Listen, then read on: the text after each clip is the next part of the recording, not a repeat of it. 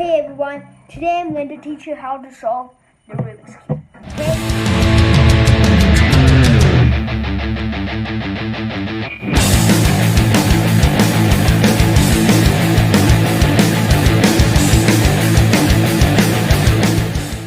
Okay, so now first we are going to learn the notations. Okay, if you know them already, you can skip this point. Okay, so ready, so R, right, where the right side clockwise is R, right counterclockwise R prime. Left side clockwise is L, left side counterclockwise L prime.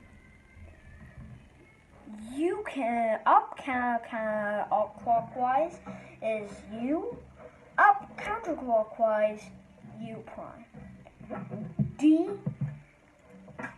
D clockwise is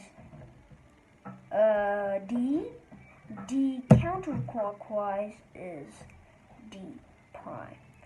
Now F clockwise is F,